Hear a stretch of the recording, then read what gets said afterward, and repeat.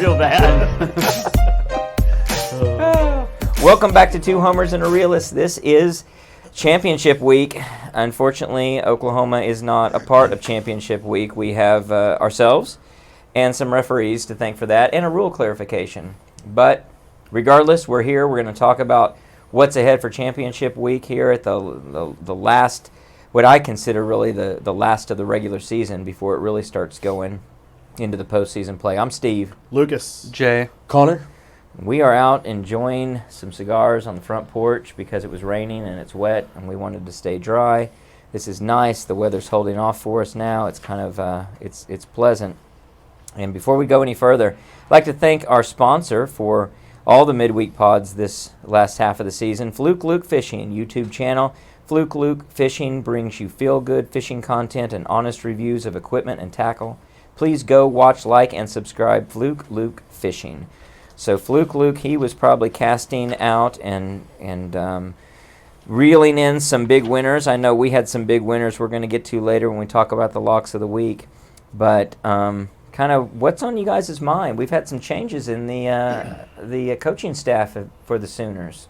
What? Yeah, I don't know if anyone knows about that, but we no longer have the controversy of Jeff Lebby any longer. He has jet swept his way right out of Norman, and he is quite literally, actually. Yeah. From what we saw. I think He's one guy gone. here didn't want to hire him to begin with. And Uh-huh. Even though we're leading the country in this and that and all this other stuff, we know with our own eyes that the offense left some to be desired. I thought we said Brent Venables does listen to the podcast. That's right. So Well, maybe that was before if his he did, time. he shouldn't have hired. That was before. Jeff He Lebby. didn't understand. That was the first time he listened didn't when he understand realized he we were had so made a established. mistake. And Right. yeah. So I want to rewind the clock way back to January 24th, I believe, of this year. And there was a text exchange that was had because we were, even then, we were pretty dissatisfied with where we were. That was after a successful bowl game and things were looking Wasn't up. successful. We lost that game. Well, yeah, but we outperformed. The offense did look better. The offense looked better. We outperformed. We covered the spread. We held our own against a really good Florida State team. The offense had played really well for the back half of the season last year, and yet we weren't satisfied. We were concerned about Lebby. And in that text exchange, Jay, you said something to the effect of, what about, and you what candidate did you float out there? Was it Colin Klein? Yeah, Colin Klein. And Lucas, what did you say? I said, what about Seth Luttrell? What is Seth Luttrell up to lately? Yep. Yeah, and Jay, you recognize it was a good question. And from there, about 3 weeks later, we hire him as an analyst. And here we are 11 months later, and he's going to be our offensive coordinator going forward. How do you guys feel about it? I like it. He's studied behind and play called. He was a GA at Kansas for Mangino. He was at Indiana with Wilson. He was at North Carolina with Fedora. Mm-hmm. He spent some time with Leach at Tech, and then he had his own gig at Arizona.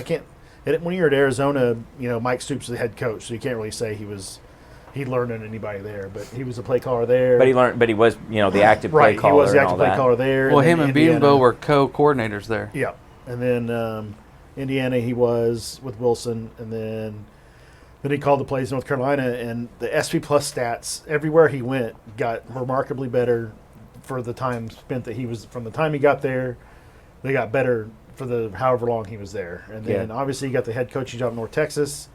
I think I saw that he went to a bowl game 5 out of 7 seasons, and they'd only been to one bowl game the previous decade or something like that. Well, there was a point in time in one of those mid years that he was there that he was starting to get talked about for some bigger jobs because of the success that he was bringing to North Texas. So, and just to be clear here, we understand the phrase of co-offensive coordinators, right? I know we're talking about Seth, and we do understand that the position that we're speaking of is quote-unquote inclusive of Joe John, but I think between the four of us here, we can probably agree that Seth Luttrell is going to have a lot of the say in how this offense moves forward, I think, into the SEC. That was a title to get Joe John more money and to keep him from going to Mississippi State with Lebby. There's basically one co-coordinator, honestly. There's the offensive coordinator and co-coordinator.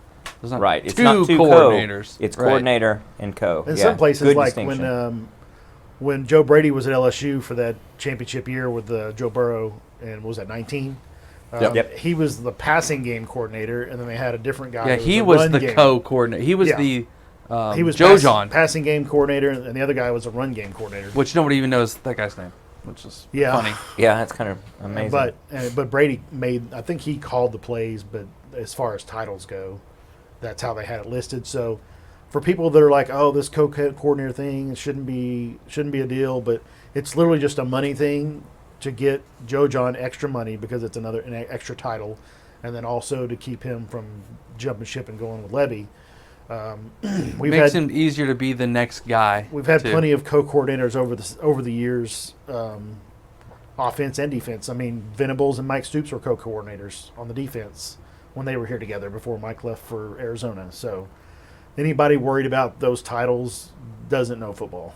Well, wasn't Kevin Wilson a co-coordinator with someone here as well? Kevin Sumlin. yeah. Yeah. So Yeah. I mean, and I think what I Mangino and Leach. right, and I think what I like about this as well, and Steve, I think you or one of you guys brought it up at dinner, is Jeff Lebby felt like a little bit of the odd man out at the end of the day with this staff, especially on the offensive side of the ball. So I mean, it seems, I don't know, he just even from a fan perspective, just kind of seemed like a little bit of an outlier, a little bit of a square peg trying to go in a bit of a circular hole with what we were trying to do with the team. So I don't know. It's I think the group that we have, and I really like the fact that Luttrell and Biedenbaugh have worked together before and been successful.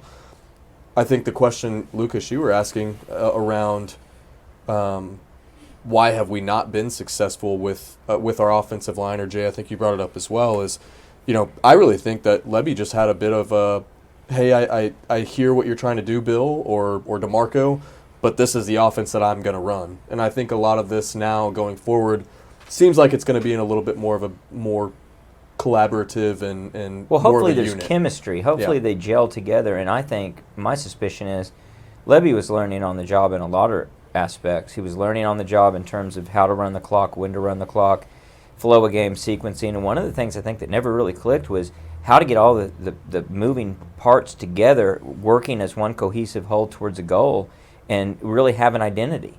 And part of having an identity is just to have all 11 guys on the field executing in the same manner, on the same cadence, knowing where to be and what to do. And I feel like, for whatever reason, that was out of sorts. I'd like to hope that it was because Lebby was out of sorts and he was out of sync with the rest of them. And now there's going to be some synchronicity there. Yeah, sometimes if you're the odd man out, like we were talking about, maybe you're wanting to prove yourself to your coworkers, and you've got how you do things, and you're not as apt to maybe listen to someone as experienced as Biedenbaugh. Yeah. Biedenbaugh, I know I say Biedenbaugh, or DeMarco, because I look at it more from the run game aspect of it. It just seems like we either weren't run blocking what was best for our players, right? We were trying to fit players into a Lebby run blocking scheme that maybe we didn't have the guys to run it the best. Instead of adapting to the players you have. Instead of adapting to the players, like it's almost as if he didn't go to Biedenbaugh and be like, listen, I want to run a zone scheme, and Biedenbaugh's like, yeah, we're not really good at that.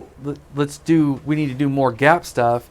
But then Levy's like, I don't This is want what to. I know. That's not what I do. Yeah. And that's what it felt like all year because, 2 years. yeah, and the running backs the same way because, I was about to say the same thing. yeah, you've got running backs that are too good for it to look this disjointed, right? So there certainly wasn't some sort of chemistry with either what the O-line did best paired with what the running backs do best. And those two things have to, They have to gel. And I think that, for as much as we, take a dump on the guy, that's something that Lincoln understood extremely well and something that he really got out of his offenses. And, I want to see that again. And I hope to see that. And I do think, Jay, to your point, I just don't think that's something that, whether Lebby just isn't old enough in his career or is experienced enough to understand that. But those two things, those have to work hand in hand to be able to have a successful offense. Yeah, or he didn't.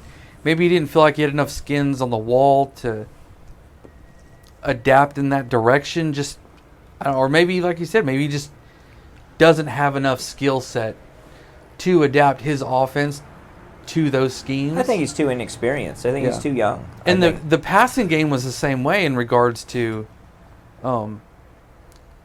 he didn't adjust, in my opinion, to Gabriel's limitations of deep balls and stuff.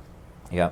I mean, I also think there's a lot of ego involved because we talked about him not having accountability when it came to, he kind of blaming players for stuff and not saying it was on him like every other coach we've ever seen would do. There was a lot of, the Art Briles situation where he wanted to act like, it's not a big deal. It's my father-in-law. He was defiant and defensive there, and he was defiant and defensive when it came to mistakes on the field, that he would just throw his players under the bus either directly or indirectly. Yep. Well, and people can say he was just being, a family member of Art Briles, but from everything we understand, there were multiple conversations that happened when he got hired to basically set those ground rules, and they were blatantly broken Disregarded. and disregarded. So that goes into something I wanted to ask, a question that I had, which was, how long in the works was this? We talked about during the season some suspicions that maybe the writing was on the wall. My thinking was he might have been on the way out for a while, that one way or another, Brent may have decided this is not a good fit. And at some point, I'm imagining relatively recently, but not in the last week, they've had the conversation with him, float your options and look and see get your agent to look and see where you might land, because we may need to go in a different direction ourselves. I think it's really hard to tell because of the Zach Selman, relationship. He spent his whole career at OU up until going to Mississippi State. So it's harder to tell how long it was in the works to me because of that relationship. It could have been after the Briles stuff, and, obviously we don't think he played complementary football with running tempo all the time, especially when you've got the lead, and we talked about, running clock and never doing that. So to me, it could have been, week, 6 or 7 that Selman, knows that he's going to get rid of his guy and he's already got Levy in mind. Or it could be literally in the last 2 weeks, they've decided, he decided that was his best candidate. Interviewed him the week of Thanksgiving, right? It was like the Wednesday. It's Wednesday. Yeah.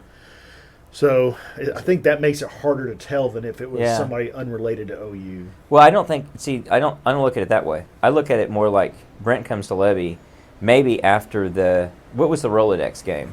Kansas? Kansas. And that's my that thought he goes, as well. that at that point, with everything that's happened and all of the cultural differences that they've had and the problems, it is almost certain that problems that go all the way to Joe Castiglione and beyond, that there's already friction. And then after that Kansas game, he goes to Levy and says, we're probably going to go in a different direction at the end of this. You need to start looking at where you might end up. And then it just so happens that Mississippi State opens up. So it's not necessarily that Mississippi State is going to be where he goes. It's just that he's going to go somewhere. And they avoid an ugly situation, which is he's left without a job. But there were going to be so many jobs open. He's going to land somewhere. Yeah. It would make sense strategically to say, hey, when that job at Nowhere State opens up that you probably wouldn't otherwise take, you might want to take it. It just so happens that it was a good job at Mississippi State that opened up. Yeah, and I see it in like a couple phases. I think, and to break down kind of what you guys said, I think after the Art Briles situation, I think that's a hot seat situation. I think that, Steve, to your point, that's where the friction starts, right? Maybe there's something there before, but that's where, from a fan perspective, we all notice it. I mean, And he doubled down on it by posting that picture, even after people were complaining about it. Yeah. He posted a freaking picture on the field. The next day on Well, then Sunday. he it's changed his profile. his It's his Instagram profile. to Yeah, it's his profile picture. So I think that's kind of the beginning of That's defined to the administration. the fraction. Yeah. And Friction. Or friction, yes, thank you. I think that all, myself included, gets a little bit discounted after we go and we beat Texas and we're 5-0, everything in front of us, we're on top of the world, we can go, or 6-0 at the time? Seven? 5. No. Oh, yeah, When we 6 beat and 0. Texas, yeah. 6-0, Yeah, and then 6-0 the close with- game yeah. with UC. And we, I think everything feels like, okay, Art Briles thing, let's move on. And then Kansas. However, though, I will say all of us, and I'll give myself credit on this, recognizing that Texas game, the it was stall not out. perfect. Yeah, the stall out. The for stall sure. out was bad. I'm Yeah. taking lots of notes during that game Yeah. with frustration and complaints, especially early on, and then the stall is really bad for 2 quarters about. Yeah. So I don't think that's lost on any good coach who's Yeah. watching that. And I don't think it's transpire. lost on it. I think it may have just been, hey, we just beat Texas in a game that we probably Yeah, what are we didn't gonna think we were do? gonna win. Like, Yeah. I'm going to take what I can get. And then Kansas happens, and then you see the next step of the administration / head coaching staff where Brent brings out, you see Lebby, A, throw his player under the bus, like you guys mentioned. B, you see Brent bring out the comments on, let's go let our guys go make plays. We have a Rolodex of plays that we can pull out in this situation, and we don't. And then And he kills the coordinator. yeah, That was pre-Texas. That was after the SMU game, I think, which one? where he took away the Monday press conference for the. Yeah, that was after the coordinators. SMU. Oh, yeah, that was Yeah. early. That was like Yeah. the Yeah, second, that third was- game of the year. No, that was the It was the fourth. Cincinnati game. Cincinnati. It was game. after It was the Cincinnati. fourth After game. Yeah, Cincinnati. the because fourth that was a game. poor performance. That was Yeah. that's the lowest points we scored all season. Yeah. Yeah. And then I mean, to not only do that, but to follow up Kansas with a disappointing loss at Oklahoma State, where the play calling in the back half of that game is suspect, to say the least. Mm-hmm. Throw another player under the bus, and then I think Brent comes out and says something else along the lines of, something has to get better on that side of the ball. I don't know. It's just this natural. This That was the Rolodex comment. yeah. Okay, the It was for Rolodex the fourth after down that. play to Stoops. Yeah. And Where then it says we have a Rolodex that plays better than that and one. against Kansas, it was we have guys that can go run by guys or something like that. And you know what Let's play go we did run against Throw BYU? the ball down the field. We ran a slant route to pick up a, what was that, 3rd and 7? 3rd and 8. That was Third- checked off by our Right. freshman quarterback. Yeah. 3rd and 7, I think, So yeah. obviously that play was in the Rolodex. You like to see that play over when it's 4th and 5, you throw a 3-yard route. I mean, But Steve, I think to your point about just kind of I do think it was more of a, hey, if something comes up, you probably should take it, because if not, we're going to have to go another direction. I don't think he was Mississippi State's first choice. No, he was not. And I think you made a comment earlier, Steve, around he's inexperienced. He's not far enough along. Essentially, he's young in his career. I find it. I think I sent a text to you guys, an over/under on how long he lasts at Mississippi State, and I think I put the line at 3.5, 4.5. 4.5 years. I mean, he's got a 4-year contract, so. Okay, so I'm I think taking 4.5. I'm taking the under. taking the under on that as well. I don't think he lasts there. I think you probably see him go from a head coach to an OC somewhere, and maybe a head coach later on in his life. Yeah. But I don't. There's not a. I was confused after Ole Miss how people were asking or wanting him to be the head coach somewhere as well. Well, I think when Jay sent that text in January, it was because of the Bama interest. The Bama, right? Yeah. Because That's right. there was a rumor that Bama wanted Levy, which I don't see how Saban would have.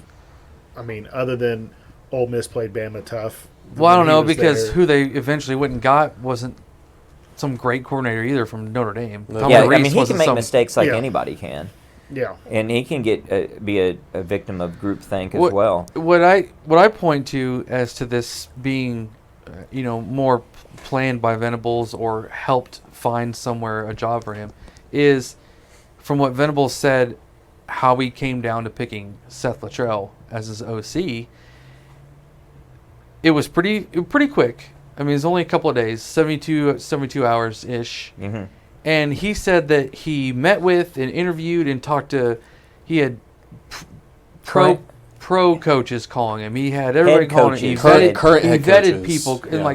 well, that's really fast. Yeah, right? those Like, were that's really fast conversations. really fast conversations. Only Lincoln Riley moves that And fast. if your phone is calling that quickly and that often by that many people, if it only took place in that short of time, you don't name someone 72 hours later. No. Because you don't know who's calling you tomorrow. Exactly. Right? Exactly. So this obviously the ball was rolling a little bit before. And if you wanted to go real conspiracy theory, even further, like where it was several weeks planned, Levy looked like he called games like he was trying to impress others the Yeah, last two games. I would say of the so season. too. No, we mentioned it on the post game video. I specifically said it looked like Levy was auditioning for Mississippi Yeah. State If we had done because they were that throwing at deep all, balls. you know. if the West Virginia and TCU game plan were implemented in Kansas and Oklahoma State, Well, right now we're talking about Yep. we're going against Texas. Can we beat them again? Do we make the playoffs? No, there's no doubt about it. If we beat them, we're in the playoffs Yeah, because we're 12 and 0. undefeated. Yeah. Right. So I'll say another thing that is kind of hopeful, wishful. Maybe this is the homer in me, but I'm going to give Brent some credit and the benefit of the doubt here. He's going through a lot. He's got a lot on his plate just as a head coach. And my thinking, putting myself in his spot, is you're looking for someone who can do this job and do it well so you don't have to babysit it. And you've got enough on your plate as it is with head coach. He's going through a lot personally. His wife obviously battling cancer. I'm sure he's at a mindset of, hey, I just need the right answer here. And I need someone I have a lot of confidence in. And if he starts to lose confidence in you, he just cannot have tolerance for that. If he were 20 years younger in a different position at a different program, you can have a lot more degrees of freedom there. But life circumstances and the pressure of this type of a job means you just can't. Now, Well, not everybody responds. The program itself. And not everybody responds positively like that. And I think he did respond really well and made the tough but right decision that you have to make as the CEO of the program, as the leader, to put everything in the right perspective and say this is where we need to be. So I'm very proud of the situation, how it evolved. I'm going to go with the conspiracy or whatever you want to call it, that it wasn't just this guy got a better job offer and he took it and we scrambled and figured out what to do. And look, look too. A lot of this is surrounded by. I'm very happy with the hire. I think the word everyone's throwing out there right now is continuity. I think the players appreciate it. I think the kids coming in appreciate it. Jeff Lebby was a big part of us getting to double-digit wins this season. Absolutely. We had a productive offense relative. To a lot of the offenses out there. We turn a 6-7 season into a 10-2 season. Nothing to scoff at. We mentioned that on the post game. He gets Gabriel to come here. He gets Gabriel to come here. I think He gets Jackson to come here. he gets Jackson to come here. He gets Hawkins to come here. Apparently instrumental in NIL. and that should not be discounted by any means. But I think there are things that run their course, and the amount of criticism, the amount of hostility, also the amount of just obvious improvement that there is out there that we did not grasp when we should have. This is one of those things that, it was only 2 years, but it ran its course, in my opinion. There was not a lot. It was a good sample size. Jeff Lebby could have gone 4-0 or 5-0 in his first 5 games next year, and then got his ass beat by Texas. And we're having the same conversations that we're having right now around, Lebby's never been the guy. It's all this thing. So I think it's good to get some experience in there. Seth Luttrell, his resume speaks for itself. Not to mention, he looks like just a complete backwood country badass. So He looks very serious. He looks serious, and I think he is serious. I think he's a Brent Venables type of guy. Mm-hmm. Yeah, I think with his head coaching experience, what do you have? 7 seasons in North Texas, and like I mentioned earlier, all the really good coaches. Even though Kevin Wilson didn't do great at Indiana overall, he's still one of the best offense coordinators in the last 2 decades. Also, Leach. We saw what he did as a head coach. Texas Tech, the only years that they've ever been good was under Leach. And he was good at Washington State and all that. I'm excited because I don't think tempo will be a normal thing. You'll be able to run it when you need to, 2-minute offense, that kind of thing. There may be points in the game where you're looking, you've scored a couple and you're looking to step on their throats, and maybe you throw that in there on a drive to throw them off because it's not your norm. Or you found a mismatch, you Right. roll with it and don't let them exploit set it. That Yeah. by itself is the reason to run tempo, but not what we were doing, which is ridiculous, and we've talked about it for 2 years now. I'm excited to see maybe we get back to having a fullback, which would be great. I think the best offenses OU's ever had for the last 20 years were all had integral fullbacks. I mean, we can name them. I mean, having a Well, not fullback, just having that. a fullback as your OC probably Not- helps that. That's true. Yeah, that's And what I'm yeah, he hoping. knows the proven value of the position, but not just OU. It's nothing specific to Norman. But if you look at big programs and if you look at the NFL, they all have power run games, and they almost all have fullback games Well, involved. not in the NFL anymore. I don't So- think we'll have a true fullback anymore. Well, I think in the 'cause NFL there's quite a bit it's of fullback transition. play. It's Not- transition to the Braden Willises of the world, right? It's a guy that's a tight Right, end. right. Well, he that's can what line I up in mean the by back. it, He's not too. a. He's not a. H-back. Not a he's true not I a, formation. He's not a Daryl Johnston. No, I want a fullback. full. I don't expect I formation, but I want a fullback in the vein of. You want to You want a lead. Flowers. You want a lead Flowers. blocker. Yeah. Yeah. You want a lead blocker for your running back. Well, that's Right, what I'm saying. So when I look at the NFL, they have power running backs. They Yeah. don't have Right, but just a bunch of scat back Derrick guys Henry's that are not just out going to there run with a fullback. full. Well, I mean, just because where he lines up, but Right. he runs. He basically is a really They fast use fullback. extra tight ends in Uh, that position. P. yes. Ryan is a fullback. I want to see fullbacks though, or at the least pistol formations, to where you're getting your running back a head start. And I'm tired of seeing the running back line up next to the quarterback, and you running an RPO fake handoff to the side on a draw or whatever. I think it's more. It's more misdirectional to the defense if you're faking a handoff from the running back coming behind the quarterback. Like a play action. A play action with them moving forward as opposed to sideways. It just seems like that Yeah. it's a better offense, Well- and I hope that's what we're running. I do too, and I'm going to be more generalizing than your wish list, and just say, I want us to run more what you see out of really high caliber program teams versus the teams that Levy's used to coaching. In rinky-dink football, where you have to do a lot of gimmicky stuff, I don't want gadgets, because you don't have to have gadgets when you have 5- and 4-star athletes out there at every position. When you're super powerful, you just line up and you do your thing, and because it's more effective. And that's what I want us to get back to. However schematically it exactly works out, I want us to line up and do that kind of football. And maybe that's why Mississippi State may work for him. I mean, Yeah, Mississippi State needs that. he may be the where creative 6-6 to 8-4 is working where and keeps your job. Exactly. Where, I mean, Ole Miss needed it, and given Kiffin has separated that team a little bit more than the middle of the pack from the SEC. But when Levy was there, that was a middle of the pack SEC team. I think Mississippi State is probably excited to have some of those, plays that go for big yards that they're not used to. I mean, we saw it the other day, how excited, like his intro press conference was, we're going to go shake up the scoreboard. I like And that.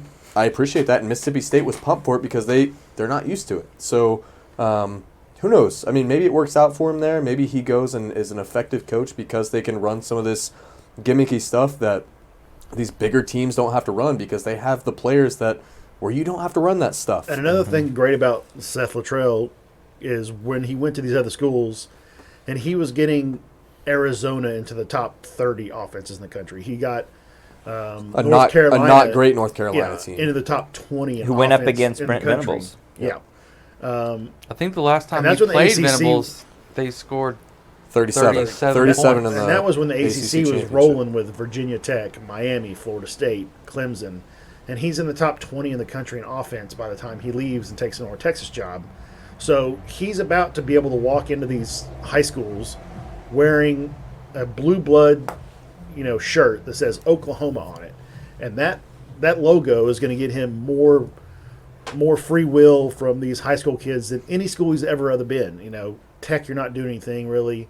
Arizona, Indiana, North Carolina. Yeah. They're not looking at that logo like they look at an OU logo. Well, and you add the So he's gonna massive have chunk of chew in his lip, and you got gonna the have high school coaches on his side the too. opportunity to have the best athletes he's ever had as an offensive coordinator now, even though he's going into the toughest league he's ever coached in, obviously. So that I would have really liked to have seen this move in the final year of the Big 12 as a ramp up for him in recruiting and just being able to play call against defenses that aren't as good.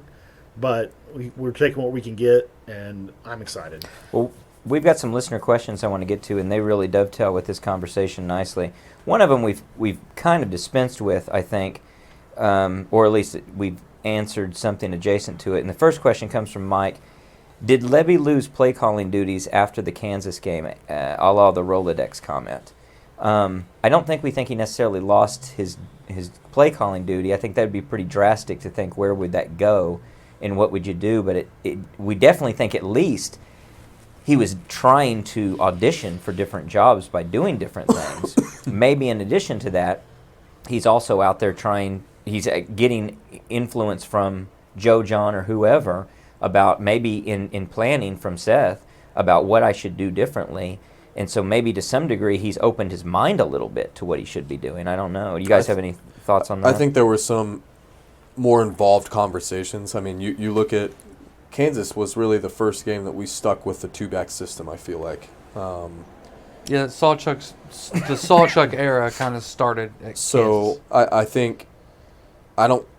I think the last game of the season very much tells us that it was not the play calling duties were not taken away from him. Even the OSU game where we come out after Kansas, the public is saying we need to throw the ball downfield. And we're forcing Venables is wanting to throw the ball downfield, and we open up the OSU game forcing the ball down the field. So Overcorrection that we talked about. overcorrection, Yeah. exactly. And I don't think play calling duties necessarily were taken away from him. But Steve, to your point, I think there were some more involved conversations with his position coaches to say, "Hey, Jeff, maybe we should do this," and it maybe wasn't a suggestion type of thing. Well, magically, Sawchuk finished the season with 400-yard games.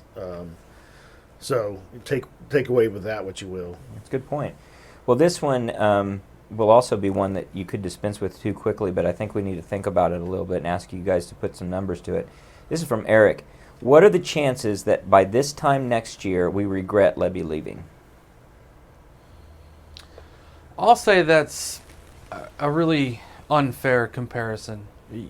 If we were back in the Big 12, He's like a politician rejecting the question. no, I think you can compare the two equally. If we were in the same league, we're not really sure what to expect next year. I don't know what That's a true. good Seth Luttrell ran offense next year is going to be able to put up statistically Sure. in a league, right? And I don't even. But I think you get fact. Yeah, I'm not even that's fully fair. behind That's a fair. statistics either. Well, I yeah. think from a game plan, Uh-huh.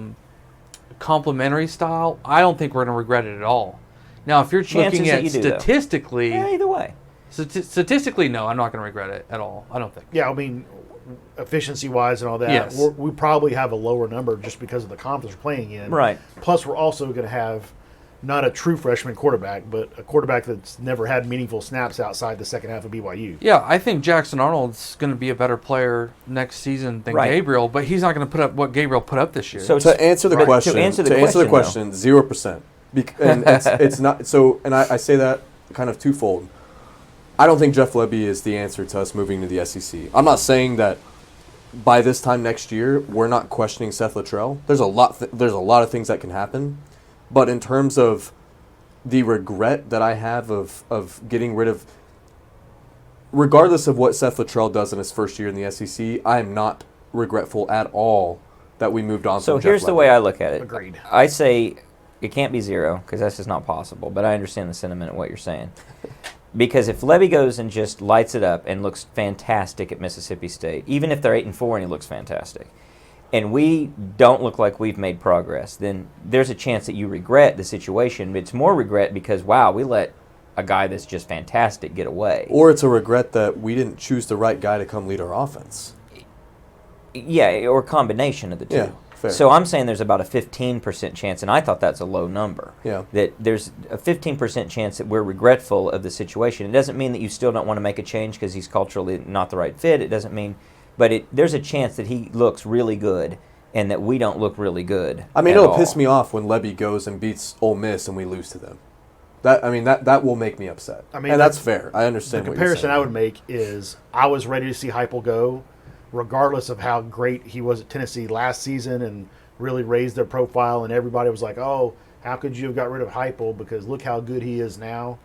If that situation arises with Lebby, I would still feel the same way, that I would not regret it. I don't regret firing Josh Heupel and bringing in Lincoln.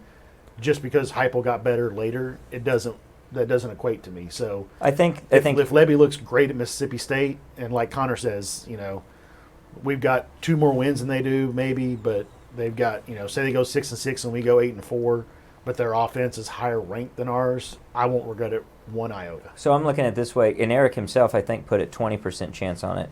Think about it if this had happened. So we get rid of Mike Stoops, who we're all happy to see happen. Mike Stoops goes and gets a DC job somewhere, and you're looking at a Brent Venable-like defense wherever he goes, and we were stuck with the Grinch situation that we were stuck with, we would regret it in that situation. So I think it's the spirit of the question is to that type of a scenario if that were to happen. And yeah, maybe I think it's really low. But I mean, even me, like 5%. I'm emotionally attached to it as well. Where A bunch of homers here. the frustration that has been brought upon us in the last 12 games in terms of just what we should be as a football team is very much determining my initial reaction. I agree, 0% is maybe an impossible number. Just because, I mean, if Jeff Lebby goes and gets to the SEC title, and for whatever chance that is, So which up is it to less than 1%, yeah, it's still very low. There's a less than 5% I chance think it's of that. so hard to compare because he's going to have to be so extraordinarily good, and we're going to have to look so extraordinarily bad. we're going to have to look really bad, and Yeah. even then we have I guess he'll be a sophomore now because we burned a red shirt. We have a sophomore quarterback with his first starts going into a much tougher league. It's just hard to compare the two. It is. I also have a built-in bias because I didn't want Lebby to begin with, and Well, we all have a built-in bias because none of us wanted Lebby. I mean, we had our doubts about Lebby in the Texas game last year. But what if I didn't want him to be hired, period, when Venables made the hire. So Lucas, Right. to that point though, so let's play it out a little differently. Let's say we actually are playing in Dallas and Arlington this weekend, and we go and we put up points against Texas. We win convincingly with a strong offensive performance, and then Lebby takes that Mississippi State job. Is there any different feeling of, man, like we may have actually had something there, or is it thanks for helping us out and getting us to where we are, but good riddance? Yeah, that's how it would be because, like I pointed out over and over this season, I don't care what the numbers have said, where we rank nationally in offense, scoring, efficiency, all that. When I watch the games from the end zone, the best seats in the house, with my own eyes, there's too many inconsistencies. And it's not just one play here, one play there, where it's you try this stupid play, but even though your offense has been running well, or it's sideways passes and all the terrible RPOs, it wasn't working regardless of what the stats. I mean, they're full game inconsistencies. Yes. It's not a play-by-play inconsistency. I'll say I'll strengthen your case beyond and that. the tempo stuff. I never liked the tempo stuff. Beyond all that, even if you said he got his act together and things were really rolling and all that, and if BYU pulls it out and beats OSU last week and we're playing and we beat Texas and all that, you still can say, and echoing what a really famous man said, he just isn't the right cultural fit. And here's the echo: and no one person is bigger than this program. He doesn't have to be the right. He doesn't have to be the end all be all. We can go get somebody else, even if he's great, even if he's the best offensive coordinator ever. If he doesn't culturally fit, he's not the right man for the job. And we need to get the guy that is the right man for the job, because there are substitutes out there, even for the best of the best, and we don't think he's one of the best of the best. And we want someone who's going to fit with this program. How much do you think? How much do you think Brent consulted with some of the likes of Bob Stoops and Dabo over the last week in terms of? I bet it was further back than that, actually, with a lot of this. Yeah. Thinking about the cultural fit. Yeah, I was gonna say I bet he talked to Kevin Wilson, probably Fedora, Mangino. I'm sure he talked to Mangino. Not even just the vetting of Seth Luttrell, in terms of, Is this the right fit for me? do I need to do an extensive external search, or based on what we have, based on what Seth has done, or what other people have done? I'll say this. What to direction appease, should we go? I'll say this to appease some of the people that might not be on board with this being such a great hire. There are probably better offensive coordinators than Seth Luttrell? Definitely more proven, yeah. Are there better offensive coordinators For OU. for OU moving into the SEC next season? Probably not. And I think or few. I think Brent had to really, really think about that, because if we had moved to the SEC in 25, I'm not positive we'd have Seth Luttrell. I just think you can't afford, no matter what, of installing new verbiage, new plays, new stuff into year one of the SEC. Yeah. Well, And it doesn't mean that Seth isn't going to kill it. And also, the everything about Seth that's a great fit for OU. He's a great fit for OU in a way he's not a great fit for other places, and other people wouldn't be a great fit for us even though they're great there. He's a former Sooner. You expect that you're going to have something more out of that. Now, that comes with baggage, and that comes with the downside, but there's also an upside.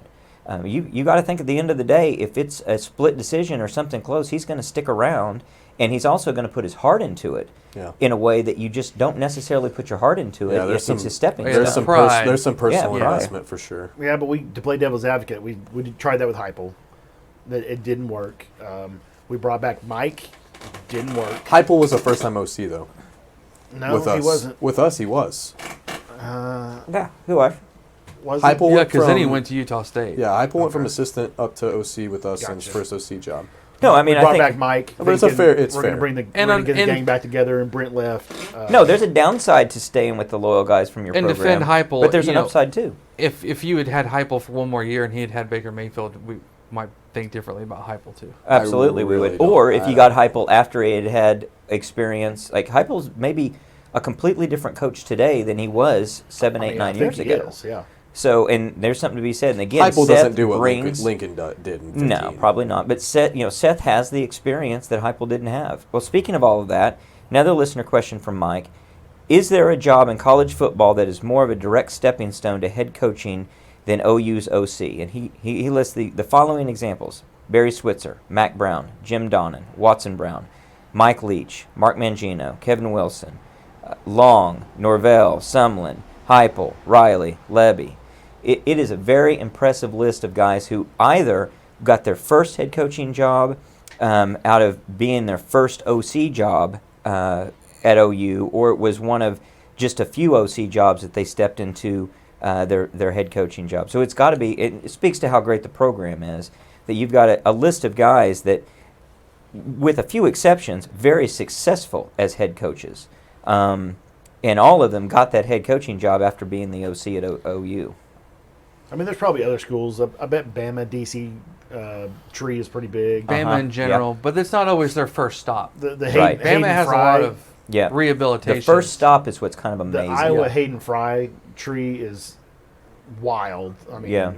there's a bunch of guys that were in that tree. Yeah, and by extension, Bill Snyder. the Hell Mummy. Yeah. But How and many? then by extension, kind of more of the tree that we're talking about is, I mean, even the Bob Stoops tree is becoming a little bit more.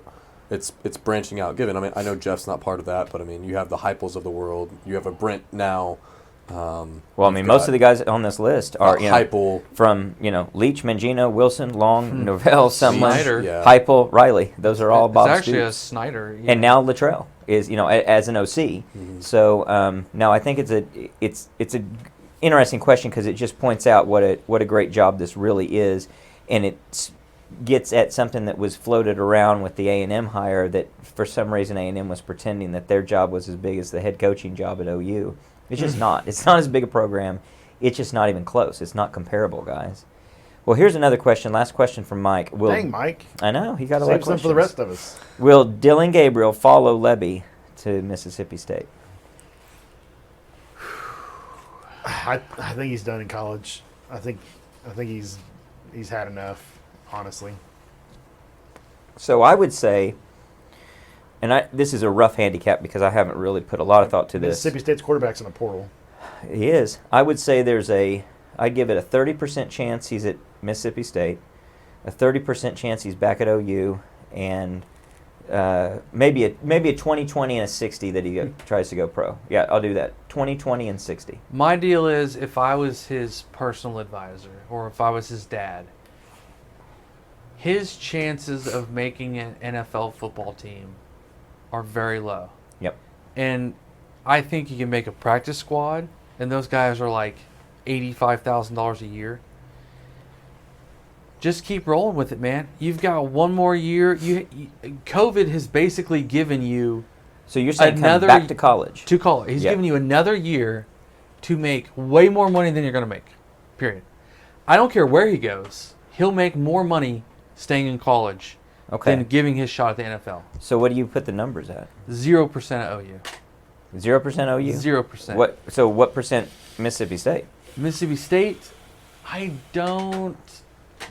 I mean, I guess there's a chance. I give it 20, 60. I guess I got to have some percentage that he goes Okay. somewhere else completely. Okay, I'll give him 40% Mississippi State. Wow. 60% the field. I was gonna say 0% at OU. Zero. Come on.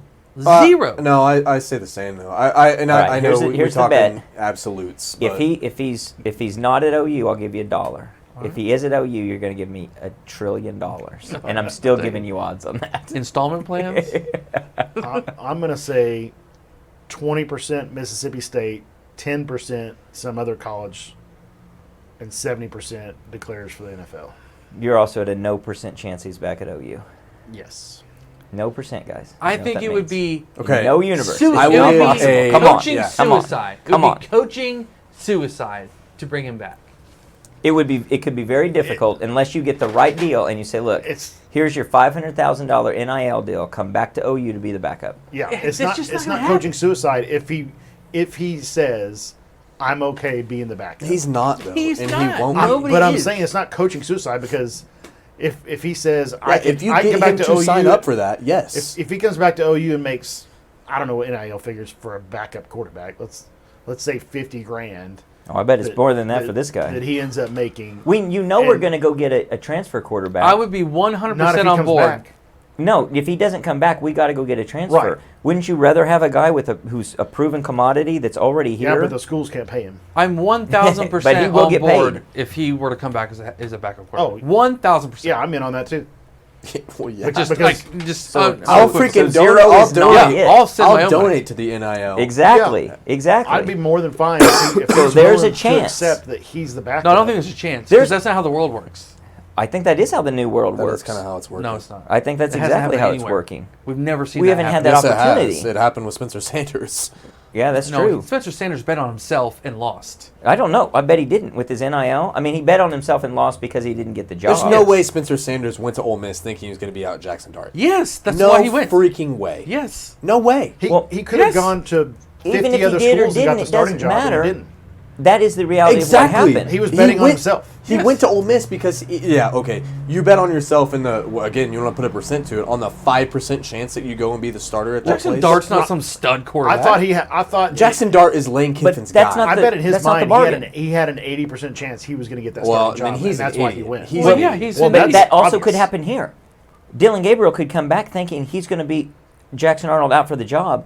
And wink, wink, yeah, sure, we're going to give you a fair shot. And all along, I don't Seth think you do Luttrell that and to- Brent I I don't Venables, don't think think I you don't do think that to coaches- Jackson this Arnold. is what we're doing. I don't I don't think think you coaches do do that to that. Arnold. The coaches come out with a plan. They say, So you're going to say I'm going to bring in a backup? it's Jackson's, transfer? It's Jackson's is job. Jackson's you're the team. backup. So you're Period. clearly saying, as a coach, back to your coaching suicide, I would rather have a lesser quarterback backing up Jackson Arnold than Dylan Gabriel. Yes. I think it would cost you Jackson Arnold. I don't know. It's not No, it because Venables No, and no, I'm- Seth Luttrell sit down with and Gabriel and say, you know, No, but if they you don't have that decided- talk, if they don't have that talk, and Gabriel There's just no goes way they back don't and have it's that going to be an talk. open competition, and no, there's I zero think you chance lose they don't Jackson have There's that Arnold. plenty of open competitions that are not open competitions. There's I mean, we've 0% seen in 20 chance. years of Bob Stoops not having an open competition when we all knew who the best quarterback was and who was getting that. Hell, Baker wasn't named the starter. Lincoln said that Kyler Murray and Exactly. what's the dude that went to West Virginia? yeah, Austin Kendall. Austin Kendall. Exactly. Lincoln said, "Oh man, it's close. I'm not going to name a quarterback Same until the week thing. before." Same Yeah, Well, thing and, can and again, happen. I keep drawing the same parallel. I think there were two conversations that happened last year at Ole Miss. I think there was the conversation with Jackson Dart to say, this is your team, and you're going to have to do a lot, including maybe get both of your legs amputated not to be the starter come game one next year. There was a separate conversation that happened with Spencer Sanders to say, of course, we're going to give you your fair shot. We're going to give you your due. come in, compete for the job. Who knows what's going to happen? I Kiffin is the type of guy that would play two-faced to that. and that but I that's- don't think OU does that. I don't think Venables would. No, I don't have think it he'd do that in either. him to tell Dylan No, I think he'd be honest. the other side of it. It would be flat out. I think he'd Jackson's be our honest. starting quarterback next season. I we think would so, love too. to have you come back as the backup, and we think you can get this many dollars to make that happen Mm-hmm. if you're fine with being the guy that's one play away from being right back in the thick of things. I agree. That's most likely how it would play out, and I think there's a chance that it happens. I There think is it's a very chance. thin, small. It all but depends on Dylan Gabriel's mindset on how and how also good his, he what he thinks gets. is and Grade. his grade, yeah. Yeah, his grade's If he going to gets a determine everything. sixth or seventh or undrafted grade coming back, I mean, to go to the NFL, then there's a chance that they have that conversation and they say, we can get you enough NIL to where, I mean, his draft stock probably wouldn't drop for being the backup because his skill level's not going to change. No. I think at that point, though, I think if he does get that grade back and there is NIL on the table with us and with others, you see him, he's more likely to take a bag from Mississippi State Yes. and go and be Probably so. and be Yeah. So maybe 30-10 is where I'd change my a I number mean, to. according to that rule, quarterback. you're talking about $1-2 million for quarterbacks. He's as good as any quarterback that's going to put their name in the portal this year. Well, the Washington State kid already said he's had 10 offers of $1 million Yeah. or more. Gabriel And will have the portal exact wasn't same even thing. open and isn't even open until Monday, technically. Is he better than Riley Leonard? I don't know if I believe that $1 billion, by the way. I think I he's don't- probably Gabriel, Yeah, he's better than Riley Leonard, I think. there's a would- bunch of teams that'll take Gabriel today. Now, when you say a bunch, A bunch. how many is a A&M bunch makes that He's could going to actually A&M. pay him that Yeah, kind he's of going to money? A&M. A bunch. A&M could knock on his He door. may go to A&M. Yeah. That So would be awesome. That could happen. That would be definitely could happen. hilarious. Dylan Gabriel playing But Texas Thanksgiving Gabriel's weekend. not going to go to Washington State. No. I'm, No. I'm Yeah. talking this part of the country. You're honestly. talking in the real I'm talking realm SEC. of the upper. Auburn would take Yeah. Dylan Gabriel. Oh, South there's- Carolina would take So, Dylan Gabriel. so maybe Florida what we State need would to take do Dylan when we Gabriel. revise Yeah. our numbers is we need to revise them up that he's somewhere else. Yeah. I think he's 60% somewhere else. But not the NFL. Nothing. I mean, in college. He's in college. 6% chance he's playing college ball somewhere else. Yeah, I think my 0%. only dispute with you is that it's not 0% he's at OU. 0. But I do I think agree, it's it's not pretty 0. unlikely that he tries to go to the NFL. I'm going to stick with No quarterback that has had a 45 touchdown season says, "Yes, coach, I'll come back and give the reins to the kid." This No isn't quarterback- freaking Disney. What No, is it's this? not. He'd be doing it for $1 million. This is ridiculous. If he's doing it for a paycheck that he's better than somewhere else, he's going to do it. It's a detriment to Jackson Arnold. You're It going might to be. have I'm that not guy saying it's over your optimal. shoulder. No, You're gonna because have the coaches Dylan have said it's Gabriel- your job. Yeah. Not when Jackson not when we're down 10 points at Tulane and you've got freaking Gabriel on the bench. No, I still think it's his job. No way. No way. I think there's a chance. It's not 0. It ain't 0. It's less than 0. It's less than 0. It's not 0. It's higher. He might pay OU to go somewhere. Well, speaking of predictions, we made some predictions at the start of the year. We looked at some over-unders for some select teams. Really, I think we took the top teams and we also threw in Oklahoma State. We looked at 10 different teams. We looked at Georgia, Michigan, Ohio State, Alabama, LSU, USC, Clemson, Texas, Oklahoma, and Oklahoma State. We looked at the over-unders that Vegas was putting out, and that ranged from 11.5 for Georgia all the way down to 6.5 for Oklahoma State. And we said, are they going to be over or under? And the results are in. Does anyone want to guess how good the best predictor did? What How many percent? teams? How many teams were there? 10. Okay. I'm going to say somebody got 8. Okay, that's wrong. Steve, I bet you got 6. Not quite. I got 5. Okay. Jay got 4. Mm-hmm. Connor and Lucas got 3. Wow, that's pretty low. We all took the under on Georgia. They were wrong. We What all was took that, 11.5? 11.5. We all took the 11.5. under on Michigan, and we were wrong. And then we start being right in different Give us degrees. some numbers on the overs and unders. And Well, so on Ohio State, I was the only one who got the over right at 10.5. For Alabama, Jay was the only one that got the over right at 10.5. For LSU, nobody got it right. Everybody thought it'd be under 9.5. Excuse me, everybody thought it would be over nine I was and a gonna say, half. that's under 9.5, Yeah, yeah. and it was under. USC, Connor was the only one who didn't think they'd be below 9.5, so they only got 7. Clemson, Connor again was the odd man out there. The rest of us knew they'd be under 10.5. For Texas, Lucas and Jay were wrong. Connor and Steve were right that they would be over 9.5. Everybody but Lucas was right on Oklahoma, over 9.5. And then I was the only one wrong on Oklahoma State. Everyone else knew they'd be over 6.5. So we also had the bet on USC, and that was just between Lucas and I, where he did me a favor and took the under. And I don't remember if it was actually the 9.5 or if it was 8.5 or it was 7.5, but it didn't matter. I won. They only got 7 wins, and they should have had fewer. And so you're going to owe me breakfast or perhaps a lunch. And Lucas took the over on that. right? Lucas took the and he's Took the very over. happy to have lost that bet. I Yeah. think he was unhappy to have won that bet It was last the opposite year. of last year. Last year I won the bet. I this didn't year want I lost to. the bet. Yeah. Well, that brings us to the locks of the week. The realest deal. Locks of the week. And the locks of the week, of course, are sponsored by 5 Star Concrete. Get to my sheet here so I can read off the promotional for those fine gentlemen. So 5 Star Concrete, the sponsor of the realest deal locks of the week. David and Josh are a local business servicing the metro area from patios, sidewalks, driveways, shops, and more. Call them or text them at 405-306-3014 or look them up on Facebook, 5 Star Concrete. So, guys, we were as solid as Roman concrete last week.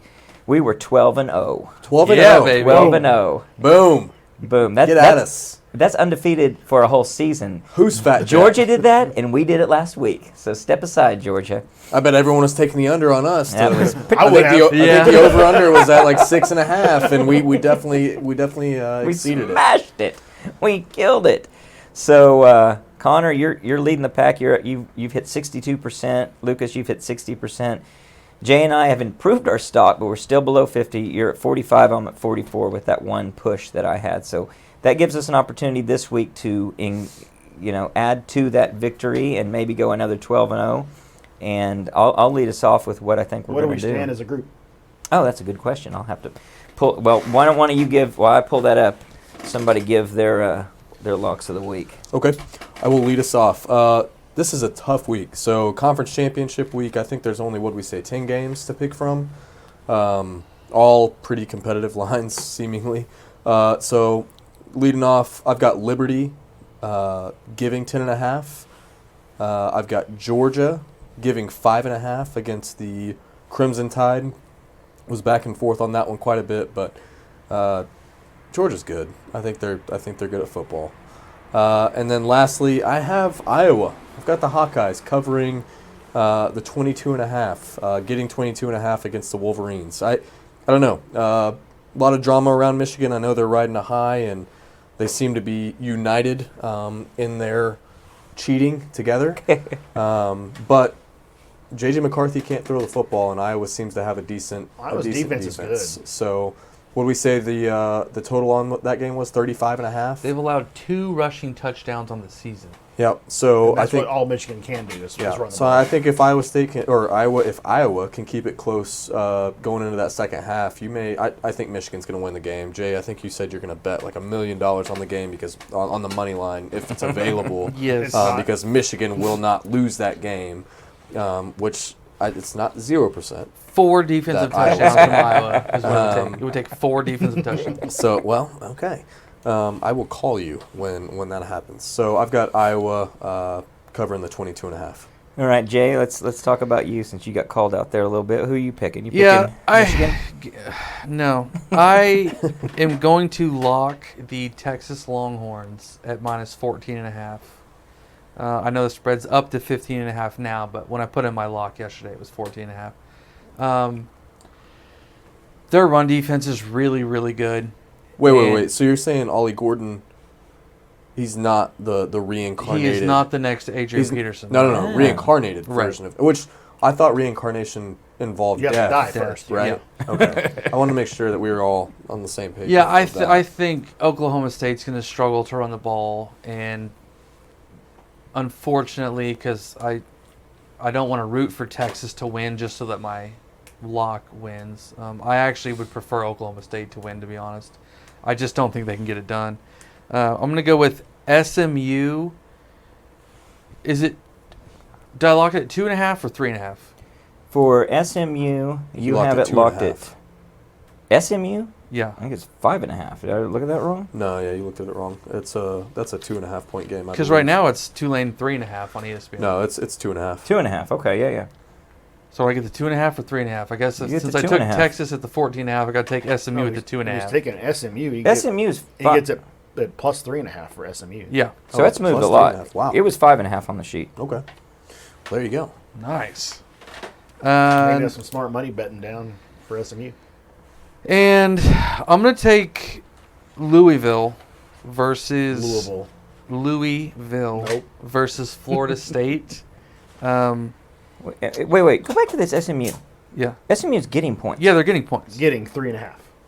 There's 5.5 on the sheet. Yeah. I'm taking them at 5.5 You're- when I locked it. Okay. Oh, all right. okay. All right.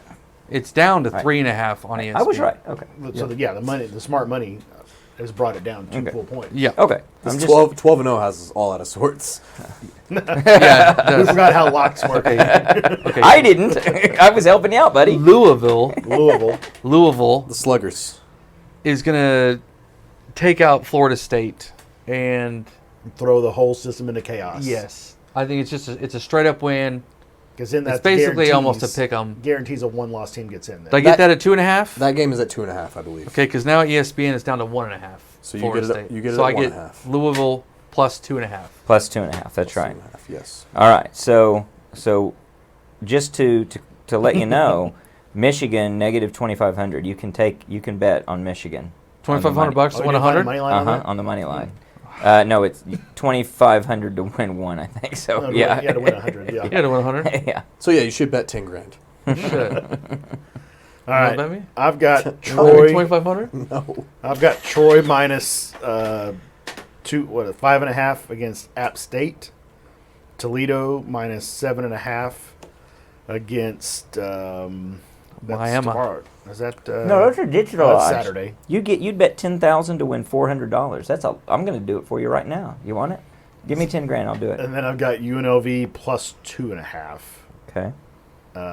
They're playing in Las Vegas at the Raider Stadium against Boise, Yeah, Boise doesn't know how to act when they're not on that blue field. So, or in the Fiesta Bowl. or we don't talk about that. Oh, ouch. So I've got Texas giving 14.5, and that's the team that I want to win that game. Actually, Same. I So we want. can't go 12-0, or we can't go 12-0. We can't go 12-0 this week. I got Troy giving 6.5 against App State. No, and I took. Five. He I took Texas. I Jake took Yeah, he Texas. took Texas. I He took took Texas. Texas. We're We not are against each losing other. our crap tonight, fellas. Yeah. Oh, I thought you took OSU. No, No, I this is took this is where we're gonna go. This is where we're gonna not get it. I've got New Mexico State getting 10.5. Connor has Liberty on the opposite side of that, giving 10.5. So Troy is 5.5, by the way. Troy's now 5.5. Yep. Oh well, even better, guys. Come on, that's a bigger lock. All right, so we got. I'll have it all clarified. Try to make sense from any of that, but read the tweets. Yeah, read the tweet and read the Substack. It'll all be on there. As a group, we are ahead of even. We are 88, 79, and 1, or 53%. So we're right at covering the juice. Not quite making money. That's pretty close. 110. I think that's covering the juice. Just right even money. And we're drinking free at the casino the whole night while we're making these bets. But that's after 112-0. We're going to run off another 11-1. I think it's going to happen. it's guaranteed, no doubt about it. Well, we hinted or talked a little bit about who we want to win. Let's talk about a little of the chaos that might erupt just for a minute. What do you guys think about Texas's chances of getting into the playoff, which, if they did, would be good for OU from the standpoint OU's probably in a New Year's Six bowl, right? If they get into the playoff. Correct. I don't know. It's hard to know. It's hard to know. That could get us in the Cotton Bowl. I think that gets us in there. I mean, Cotton Bowl, again, takes us over Oklahoma State. Do you think that's worth letting Texas get a chance to win a national championship? There's you no think letting. you think it's worth? Yeah, I think it's worth watching Texas get their just railed by Georgia. Yeah, I do believe I would take it. If Georgia beats Bama. Well, Or- That's a lock. I So think Texas could give Michigan a run. Oh, I don't think Michigan's that good. I mean, they're a good team. But I don't, They're not a great team. anyone can beat Michigan. So I would not like to see Bama beat Georgia, and then Michigan get the number 1 spot, Texas get the number 4 because Texas. I mean, I might pick Texas in that game straight up against Michigan, I Florida agree. State, which will put them in the national championship game. I And I do agree. not want to see that. No, I don't want to see would, that either. No, that would be bad. Now, if they lost the national championship, that might be okay. Now, what would be fun is Florida State loses, Which is a good chance. Washington loses, Very good chance. Georgia wins, Michigan good wins. chance. So Very then good you've chance. got Georgia 1, Michigan 2. That leaves a 3rd and 4th spot open. So 1-loss teams in that vicinity would be It's Oregon and Texas. Oregon and Texas being Texas, Ohio State. Ohio State. Is that it? But That's the craziness happens if Alabama. if Georgia loses. Yeah. Yeah, because then they'll have a decision to 'Cause what to do with Bama what to when do they with- lost on the field Yeah. of Texas. Yes. And the committee has pretty much said they're not looking at who's deserving of the top 4 based on the season. They're looking at the 4 best teams right now. And Well, you've a got- lot of people think Alabama would jump Texas in that scenario. If you've got it can get I even don't. more crazy I don't either. because if you've got a Alabama victory and an Oregon victory, we're all just automatically saying Washington's out of it. Well, that's another 1-loss team. You have a 1-loss Washington, 1-loss Florida Oregon, State. 1-loss Florida State, 1-loss Texas, 1-loss Georgia, One loss Ohio 1-loss State. Ohio State. But in their I mean, it's in their criteria, they do state, the committee does, that conference championship matters. And so they're definitely going to give some edge to a conference champion. So that gives an edge to Texas in that case. But it also would give some edge to Alabama in one of those scenarios. I think they'd have their work cut out for them, and there's going to be some disgruntled arguments no matter what. It's funny that here in this last year of a 4-team playoff, we might have a situation where it's as clear as ever that you need a 12-team playoff. In my optimal world, I actually think maybe an 8-team playoff Yeah. is probably, most likely an 8-team playoff is better, more That's what I would just. rather have also. But I think a 12-team playoff removes all doubt in terms of we can't argue about it. It's just what it, everybody got a shot that's there. I could even say a 10-team playoff with a couple of buys is a nice way to do it. But it's definitely going to be a rough situation for a 4-team playoff if some of this chaos happens, much less a lot of this chaos.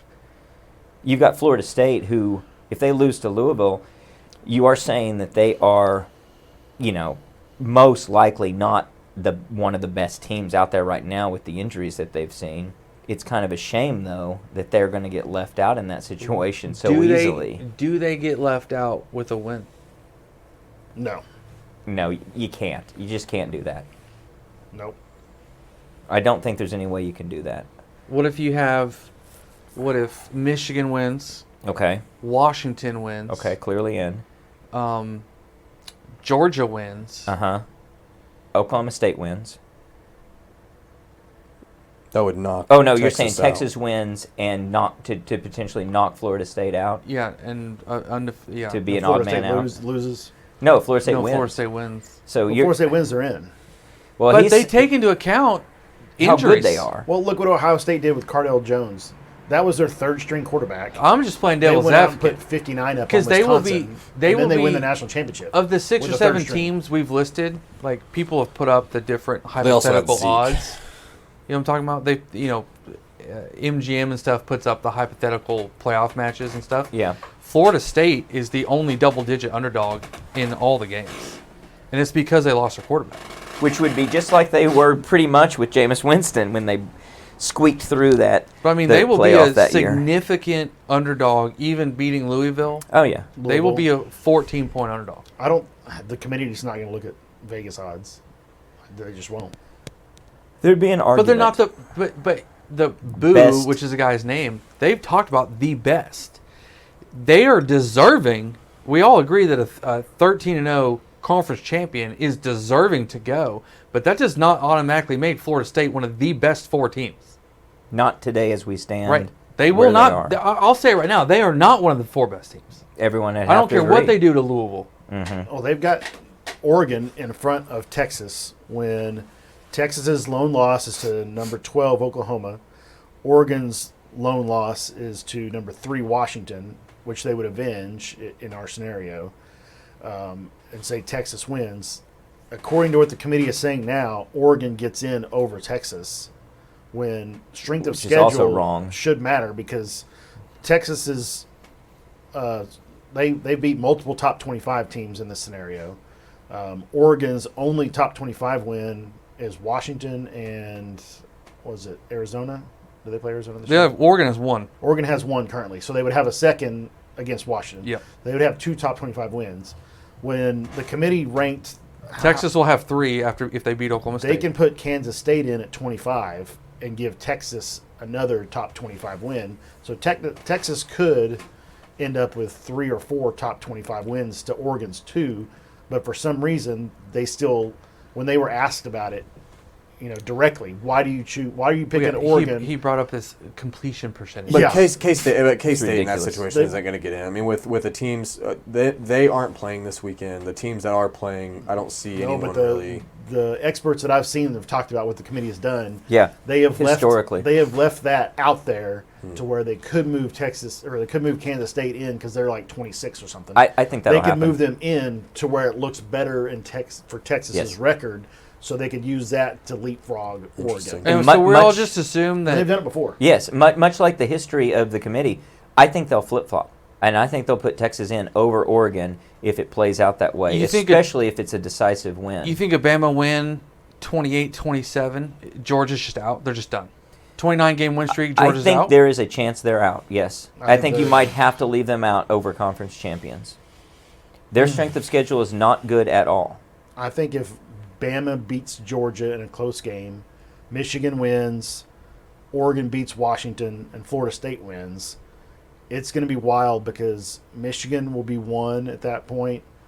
They could move Florida State to 2, and then they're looking at Bama, Oregon, Texas, Georgia. Oregon, Georgia. Texas. Yeah, Yeah. Georgia. Yeah. Oh, it's nightmare So scenario for they, them They if some of could that go stuff happens. Georgia, Bama as the 3-4, So what's happy path? even in though this for the Texas committee? proved on the field that they beat Alabama. Happy path is Georgia wins, Michigan wins, Oregon wins. Well, Or Washington Washington. wins. so Washington And Florida wins, State, and you had Florida, the first- and Florida State wins. You'd have the right? first time we had 4 undefeateds, right? Yeah. It's never gone this long in the 14 playoff era. They've never had 4 undefeateds going this into late conference in the championships. season. Interesting. That'd be at I mean, the committee would just be whatever. They have to do that. Yeah. Yeah. Then they're just figuring out what the seeding is, and they probably just keep it the same. Yeah. It probably goes Georgia. Georgia would play Michigan, Florida Georgia, State, Michigan, and then you'd Washington, have Florida a State, Washington, Florida State. Michigan. Yeah. Yeah, match. that's what the committee hopes happens this weekend. Oh, I absolutely. guarantee Yeah. because that's going to be the least controversial role for Yeah. them to play is to say, well, Maybe, We've unless had- they like the controversy and if they like playing that role. Well, they and also to like- Jay's point, and they like the fact that Florida State is not the best team, Florida regardless State of their conference without their championship. quarterback is And then Texas jumps in. probably the 15th best team in the it country. might give them some cover if Florida State loses, and they can Oh, talk they about hope Florida leaving State them out. because they don't have to make that decision of Yeah, not they having leave their them quarterback. out. They want Florida State out. no, they wanted them to win. That way they have I think 4 they- undefeated teams, and there's no controversy. But even if Florida State loses I and think there Texas would be wins, controversy. and Texas wins, then it's an easy. Texas is in at the 4th seed. If And if Washington beats Oregon, If Yeah. Washington, yeah. so if Michigan wins, Washington wins, Georgia wins, Florida State barely wins, Texas annihilates Oklahoma State. There's controversy between Florida There is. State and Texas. There is. There definitely The 4-5 is. for sure. I don't think they would put Texas in over Florida State, nor I don't think they should. I don't know though because well, could I don't, see the I don't think argument. I don't think they should necessarily based on this framework that they work in. Mm-hmm. However, the teams that have made the playoff over the years that have not even gone to a conference championship game that have a loss, and Texas would have a strong case to say, Yeah. we are better than this Florida State team, look at the scoreboards over the weekend, look at who they beat, look at who we beat, given Oklahoma State loses to South Alabama, but we annihilated them. But then Florida State says we beat everybody on our schedule. What more do you want us to do? It's not. Quarterback's It's not our hurt. fault. The quarterback's hurt. It's not like I'm not saying it's right. not like I'm he not was saying winning the it's- Heisman. I'm I not mean, saying it's He correct. was up for. He was in a running for it. no. He was not. The last 6 weeks of the season, he was nowhere to be found on the top 5 Heisman candidates. I'm not saying nowhere it's, to be I'm found. not saying But it's if you were, logical. but if you were to look at the body of work, Florida State's body of work is not great. No, They've It's better they've than been Texas pretty because poor. they don't have a loss. not in the That strength. only not in the strength. not in the strength of schedule, strength Yeah. of record. Only in the fact they don't have a loss. Yeah. But their loss is against a really good Oklahoma team, whereas Florida State struggled against a lot of really not good teams. And I think we all know, and they're not blind to it, that they're probably going to get their ass handed to them in the playoff, regardless of who they play. I don't know. We thought TCU was going to get smoked last year, and they made it to the final game. Hell, we thought Ohio State was the year that they got in over Baylor and TCU, and they I won mean, the whole Ohio damn State thing. almost beat Georgia last year as the 4-1. Things can happen, definitely. It's one game. Things can happen. There's a lot of chaos. I would like to see all 4 of those teams go undefeated, just so I can prove you guys wrong. But it's not that big of a. It's not that close. I don't know if that'll prove us wrong. I think what we're going to say is there's a lot of controversy, and I think there would be a lot of controversy. Not to me. I agree. As if my team was undefeated, if Oh, for Dylan sure. Gabriel got hurt last week, and then we Yeah, but that's not almost fair because let's say that we don't have the backup that we have in Jackson Arnold, right? 'Cause Well, I don't that's know how Florida good State's Florida State's position. Yeah, that's what I'm is. saying. Is it's not He's not like Jackson what's the Arnold. kid's no, name? but I don't know how Travis- good he is or not. The Florida State kid that got hurt. Travis Wilson, No, it's not Travis Wilson. Travis, No, Jordan Travis. Jordan Travis. It's not like I said, it's not like he was a Heisman candidate. Their second string quarterback might be, probably 80% as good as him, and that's good enough that they deserve to be in the playoff. Well, my prediction is there will be that Florida State gets in that scenario, but there would be controversy, but it's conditioned on a very narrow Florida State win and a dominant win by Texas, which is, and all those other things happening to even position it so that there's controversy. I think it's much more likely, if you just look at the odds, Oregon's going to win, Michigan's going to roll, Georgia's going to squeak by, and Texas is probably going to roll. They got Florida State squeaking is by. going to It's squeak by, down to 1.5. and you're going to have some controversy one way or the other. Now, if Alabama beats Georgia in an ugly game that ends in a last-second field goal, and again Texas just absolutely rolls and dominates, and Florida State's undefeated, then I really think you have to look at the fact that Georgia needs to get left out. You think you'd have 0 SEC teams in the final, in the 4? I think that would be the right The playoff. course to, and I think that's actually something they might do. Based Yes. on the structure, yeah, and I think that, and to get into the crux of just what we're talking about is that has been the controversy around this whole committee-based stuff that's happened. I mean, and given, I think that's what's so frustrating about these interviews that happen after the ranking releases and all this stuff is because these guys come out and they talk out of their ass and they come up with these blanket reasons that, to the fans that it affects or the teams even that it affects, it makes no sense. Yeah. And They're not like the Big or they 12. they'll talk about your strength of schedule, and then they'll go to the next team and they'll say, well, how good they're playing on the field, and then they'll go to the next team that they're talking about, and it's a whole different standard that they're judging them off of. It's like, well, what's the criteria here? It's a lot like the Big 12. They just make the rules up as they go along. Yeah. And that's something the committee has always done. Yes. And we always complain about, well, what Jay just said. Well, the strength of schedule should matter this much, but now you're saying that this team's loss against this number 12 team isn't as bad as this team's loss to the number 3 team or whatever the numbers are. And now with Florida State, you're getting into a whole other level of subjectivity with, oh, well, they won all their games, but their quarterback's not that good, and they're not going to be able to compete, right? And Yeah. not completely discounting exactly what you said, Lucas. Well, yeah, what happened- Florida State controlled exactly what they could, exactly what they were supposed to do. They won all their games on their schedule. Because really the same thing can happen with Washington and Oregon. I mean, if Penix or Penix. Bo Nix, Bo Nix.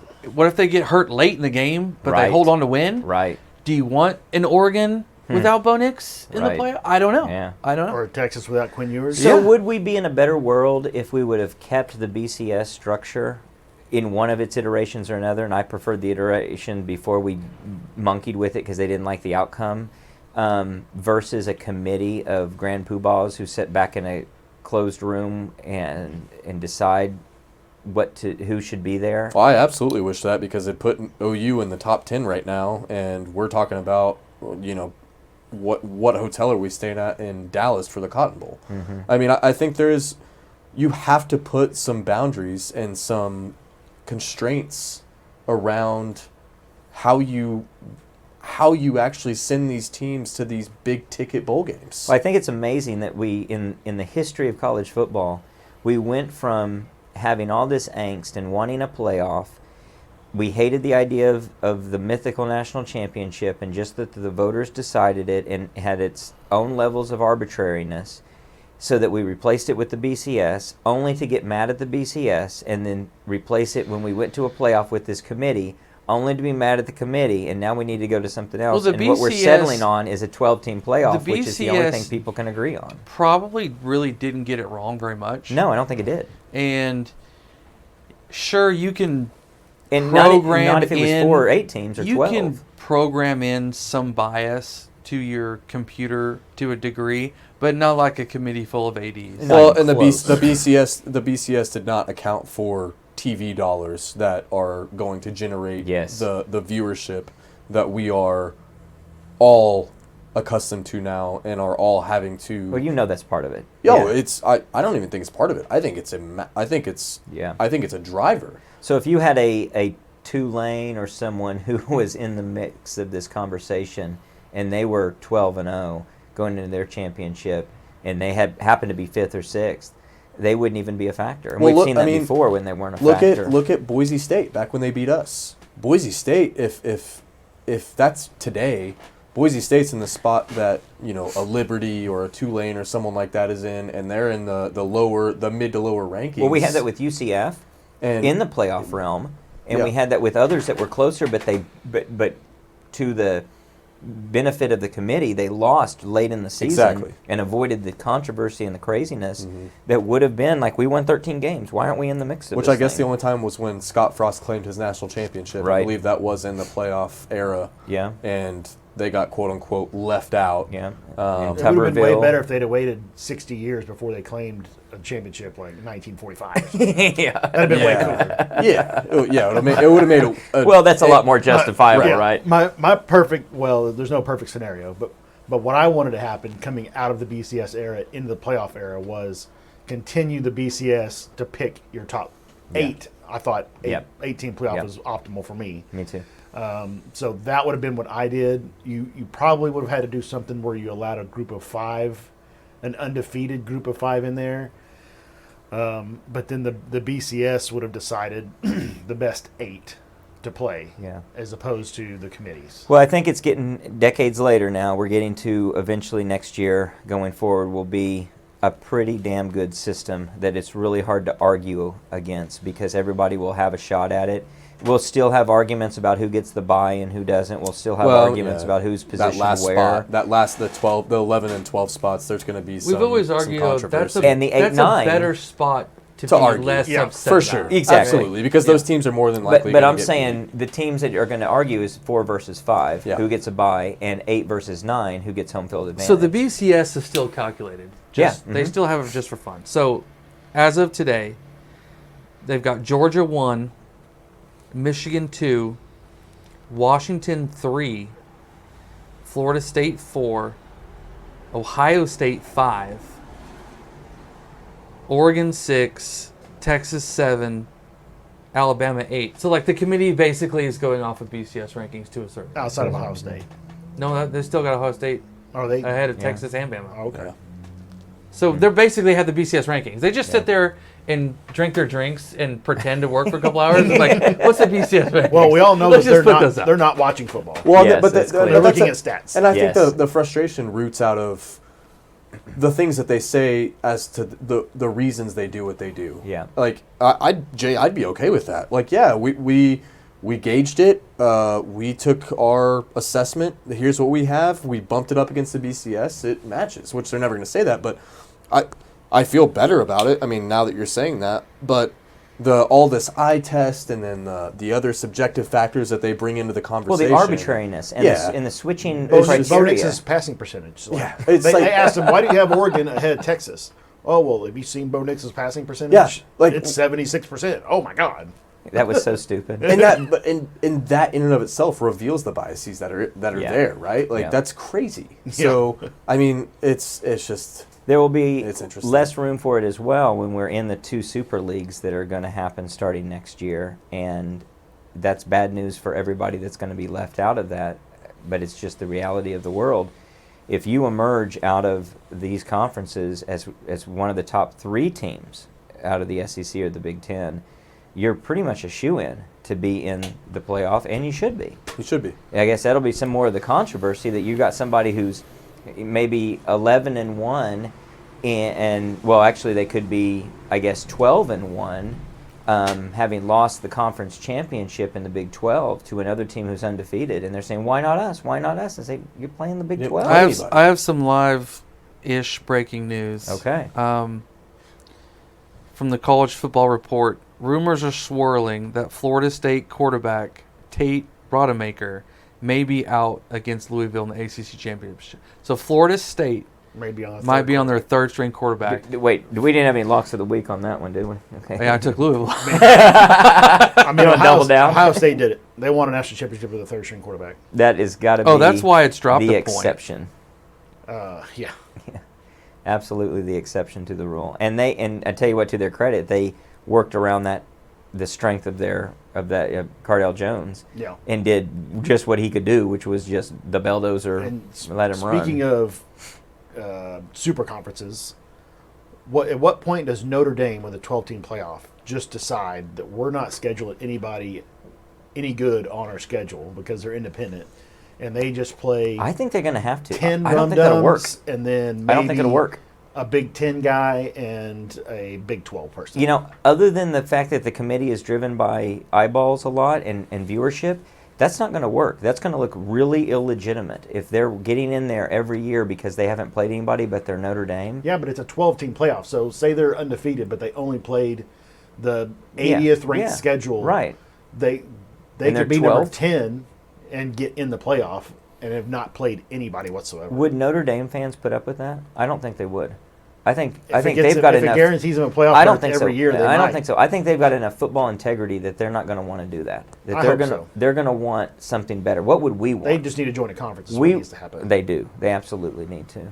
And maybe we need to get to 20 teams in each of these 2 super conferences. We would pluck Florida State, Miami, and North Carolina. I don't know, and Clemson, and they can go get Notre Dame and 3 others, and we just call it a day. We got 2 super teams, and we'll call one the AFC, the other the NFC, and we'll play a Super Bowl, baby. I don't know. That's kind of where it's kind of going to get to. It'll be interesting to see the mix and match too. You know, there's going to be a lot of we play a Big Ten team, you know, from the SEC and vice versa, versus just an SEC side versus a Big Ten side. But it'll be interesting and controversial how that evolves, because you're going to want to have a chance for your conference to have a team all the way up there. So a lot ahead for all of that. That's going to be interesting. We'll be back after all the championship games. And then once the committee meets and all the bowls are decided, we'll be back with a pod on Sunday to talk about where OU's headed and what the bowl season has in store for it. Until then, Boomer. Sooner.